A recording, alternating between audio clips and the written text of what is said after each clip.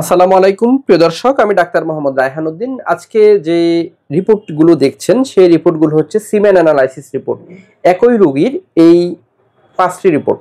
প্রিয় দর্শক, একজন পুরুষ বাবা হতে গেলে ওনার শুক্রাণুর সংখ্যা, শুক্রাণুর পরিমাণ, শুক্রাণুর গঠন, শুক্রাণুর চলন সঠিক থাকা প্রয়োজন।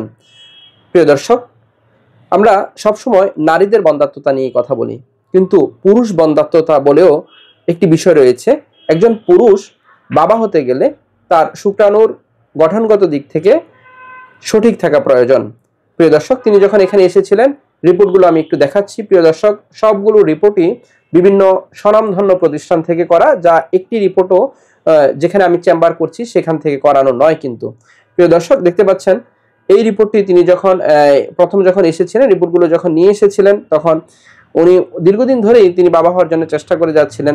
তিনি 2021 সালে যখন রিপোর্ট করেন, তখন প্রথম রিপোর্টগুলো নিয়ে আসেন, অলিগোস্পার্মিয়া দেখতে পাচ্ছেন।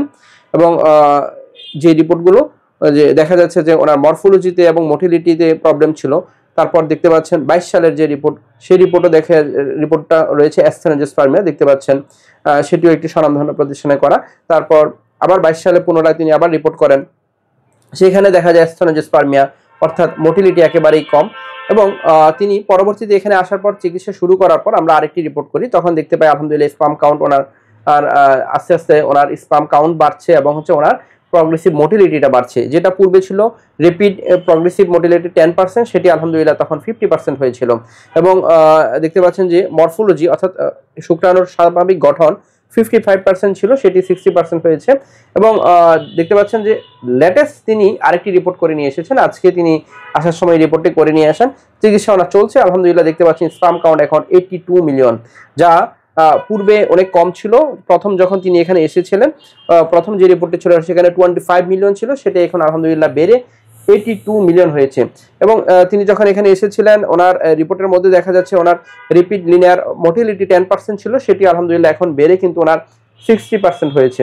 এবং নর্মাল ফর্ম যেটি আলহামদুলিল্লাহ 80% এখন নর্মাল, অর্থাৎ রিপোর্টটি এই মুহূর্তে একেবারে সম্পূর্ণ নর্মাল। সবগুলো রিপোর্টই ডাক্তার দিয়ে করানো এবং সবগুলো রিপোর্টই সিনিয়র প্রফেসর দিয়ে করানো। দেখতে পাচ্ছেন প্রিয় দর্শক, সবগুলো রিপোর্টে আসলে ডক্টর দিয়ে করানো হয়েছিল। এবং তিনি আমার সাথে আছেন, শুনবো ওনার মুখ থেকে। কেমন আছেন আপনি? আলহামদুলিল্লাহ, আল্লাহর রহমতে অনেক ভালো আছি। আলহামদুলিল্লাহ। জি, আপনার যে শুক্রাণুর অনেকগুলো রিপোর্ট আমরা দেখলাম, অলরেডি আমার সামনে 5টি রিপোর্ট রয়েছে। আমার এখানে আসার পূর্বে আপনি যে রিপোর্টগুলো করেছিলেন সবগুলো রিপোর্টে কিন্তু আপনার প্রবলেম ছিল। এবং আলহামদুলিল্লাহ এই মুহূর্তে যে রিপোর্টটি করে এনেছেন সেটি দেখতে পাচ্ছি যে একেবারেই নরমাল। অর্থাৎ স্পাম কাউন্ট এখন 82 মিলিয়ন এবং রিপিড প্রগ্রেসিভ মোটিলিটি 60%, যেটা শুক্রাণুর সঠিক চলন অর্থাৎ দ্রুত গতিতে চলনটা যখন এখানে এসেছিলেন 10% ছিল, সেটি এখন বেড়ে 60% হয়েছে।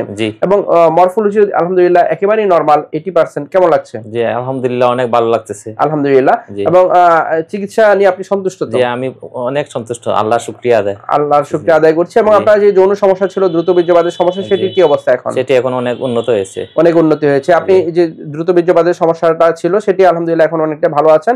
এবং তাতে আপনার স্ত্রী সন্তুষ্ট তো? জি, আমার স্ত্রী ওয়াইফ অনেক সন্তুষ্ট আলহামদুলিল্লাহ, অনেক সন্তুষ্ট আছে। এবং এখানে আসার পর এমন কোনো ওষুধ খেতে হয়নি তো? মিলনের পূর্বে খেতে হবে, খাওয়ার পর মাথা ধরা, বুক ধরফর, এই ধরনের কোনো সমস্যা? এরকম কোনো সমস্যা হয় নাই, নরমালি ওষুধ সেবন করে গিয়েছেন। আলহামদুলিল্লাহ। আপনার দাম্পত্য জীবনের জন্য শুভকামনা করছি এবং আল্লাহ তাআলা যাতে আপনাকে বাবা হিসেবে কবুল করে সেজন্য অবশ্যই আল্লাহর কাছে দোয়া প্রার্থনা করছি। প্রিয় দর্শক, সন্তান দানের মালিক তো একমাত্র আল্লাহ তাআলাই। সে বিশ্বাস আমরা রাখি, সেই বিশ্বাস নিয়ে চিকিৎসা চালিয়ে যেতে হবে। সকলকে ধন্যবাদ জানিয়ে শেষ করছি। আসসালামু আলাইকুম।